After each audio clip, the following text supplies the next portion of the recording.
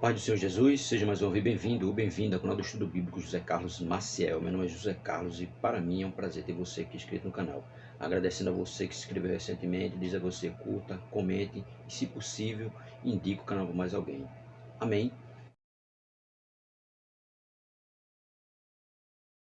Hoje, nossa breve palavra de hoje será no livro de Efésios, capítulo 2, versículo 1 a 3, que diz assim: E vos vivificou estando vós mortos em ofensas e em pecados, em que noutro tempo andaste segundo o curso deste mundo, segundo o príncipe da potestade do ar, do espírito que agora opera nos filhos da desobediência, entre os quais todos nós também antes andávamos nos desejos da nossa carne, fazendo a vontade da carne e dos pensamentos, e eram por natureza filhos da ira, como os outros também.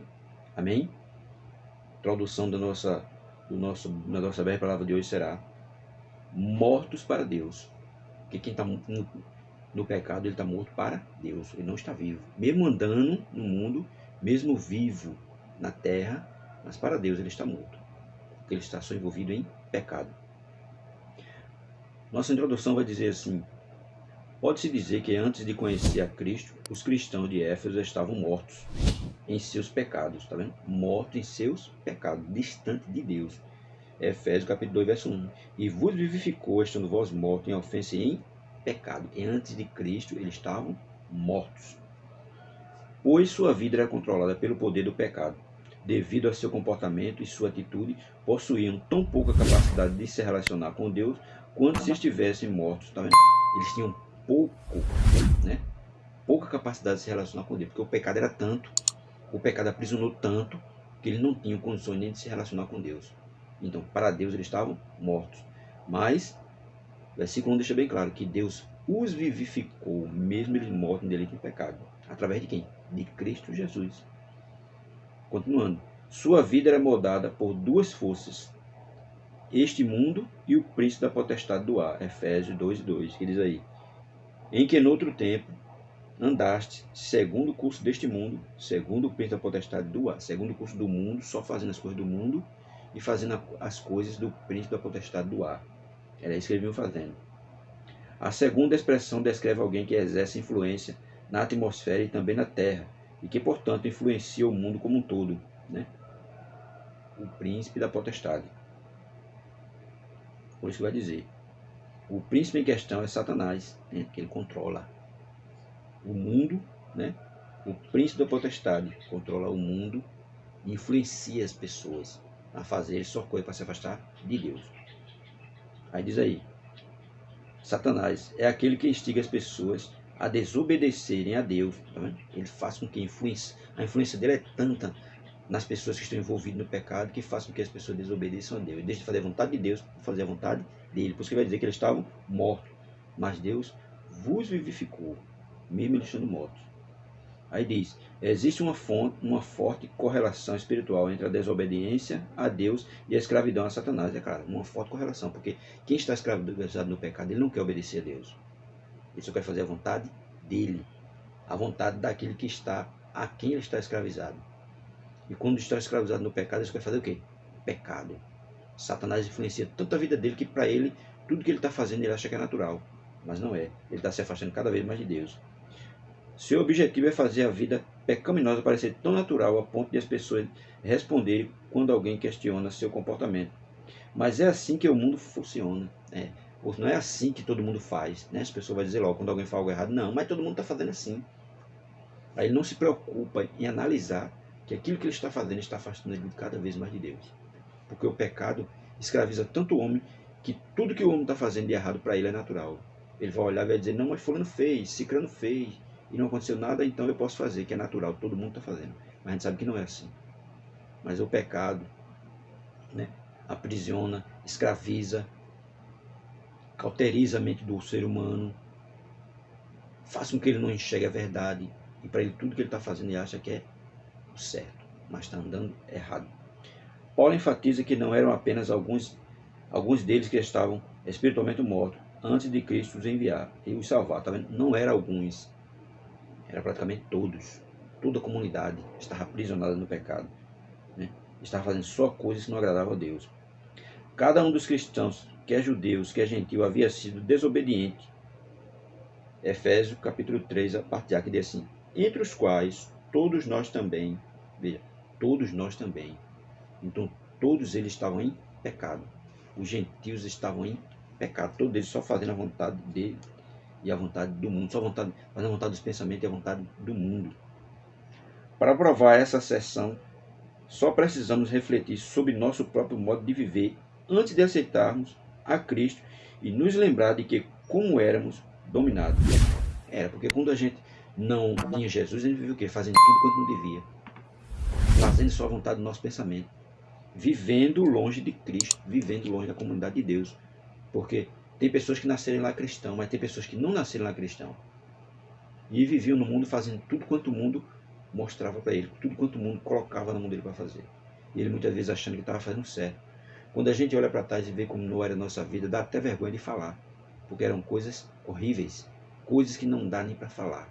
Mas, pela misericórdia de Deus, Jesus chegou e nos salvou e perdoou todos os nossos pecados. Por isso, 2 Coríntios capítulo 5, verso 17, vai dizer o quê? Quem está em Cristo, nova criatura é. Eis que tudo se fez novo. Nova maneira de andar, de falar, de vender, de comprar, de se vestir, de sentar. Tudo é novo, porque Cristo nos resgatou. Continuando. Vai dizer assim, eram dominados, né? Nós éramos, pela natureza pecaminosa. Em outros tempos fazíamos tudo o que nos sugeriam, não obstante a opinião de Deus acerca de nossos atos. Para nós não observarmos a opinião de Deus a respeito daqueles atos que nós estávamos fazendo. Nós íamos fazendo, sem dar satisfações a ninguém, achando que estava fazendo certo. Mas o quê? Era a influência do pecado em nossas vidas. Por isso que nós andávamos de maneira errada. Quando nós estamos a Cristo, a gente vê que tudo foi perda de tempo. Não serviu para nada. Continuando. Em outros tempos fazíamos tudo que nos sugeríamos, não obstante a opinião de Deus acerca de nossos atos. É possível que por vezes Satanás ou demônios tenham exercido influência direta sobre nós, é claro. Porque quando você está envolvido no pecado, você não está seguindo os conselhos de Deus. Você está seguindo os conselhos do príncipe deste mundo. E ele só faz o quê? Nos instigar a fazer, ir contra Deus e desobedecer a Deus. Porque esse é o propósito dele. O quanto maior número de gente ele poder levar junto com ele, é isso que ele vai fazer. Fazer que os crentes se afastem totalmente da presença de Deus. É isso que ele quer fazer. O objetivo dele é esse. Continuando, vai dizer: grande parte do tempo, contudo, simplesmente seguimos os pulsos da natureza pecaminosa. É isso que a gente fazia, né? A gente seguia os pulsos da natureza pecaminosa, querendo fazer coisas contrárias à vontade de Deus. Mas nós não estávamos nem percebendo, porque nós éramos escravos do pecado. Nós éramos escravos de Satanás, aprisionados e fazendo só a vontade do mundo. Continuando, vai dizer: nossa própria natureza que nos condena. Herdamos essa natureza de Adão, que pecou e colocou toda a humanidade sob o julgamento de Deus. Efésios capítulo 2, verso 3, que diz assim: entre os quais todos nós também antes andávamos nos desejos da nossa carne, fazendo a vontade da carne e dos pensamentos, e eram por natureza filho da ira, como os outros também. Vejam, nós éramos por natureza filho da ira, como os outros também. Vivíamos fazendo muita coisa errada, como tem muita gente aí no mundo ainda fazendo muita coisa errada, achando que está fazendo a coisa certa. Mas está errado. Está fazendo a vontade do príncipe deste mundo. Versículo 4 vai dizer assim: mas Deus, que é riquíssimo em misericórdia, pelo seu muito amor com que nos amou, estando nós ainda mortos em nossas ofensas. Nós estávamos ainda mortos em nossas ofensas, mas Deus, que nos amou com muito amor, estando nós ainda mortos em nossas ofensas, nos vivificou juntamente com Cristo. Ele nos vivificou juntamente com Cristo. Pela graça sois salvos. E nos ressuscitou juntamente com Ele. E nos fez assentar nos lugares celestiais em Cristo Jesus. Nós estávamos mortos. Mas hoje nós sentamos em lugares celestiais juntamente com Cristo Jesus. Porque agora Jesus nos deu o direito à vida eterna, nome escrito no livro da vida, direito a participar da grande ceia junto com Ele, nos colocou em novidade de vida. Tudo isso Ele fez porque Ele nos vivificou. Nós estávamos mortos em delitos e em pecados, mas Ele nos vivificou. Ele nos fez renascer. A partir do momento que nós aceitamos a Cristo, nós renascemos, houve um novo nascimento. Nós estávamos mortos para Deus, mas Cristo nos fez renascer. Cristo fez com que nós nascemos de novo a partir do momento que nós aceitamos Ele. E nós saímos do aprisionamento de Satanás, saímos das trevas para a luz de Cristo Jesus e para sentar em lugares celestiais. Veja que coisa maravilhosa que Cristo fez em nossas vidas, nos tirando das trevas e nos trazendo para a luz. Foi isso que Jesus fez. Nós estávamos mortos, não tínhamos direito a nada, mas Ele nos deu direito, nos fez co-herdeiros de Cristo Jesus.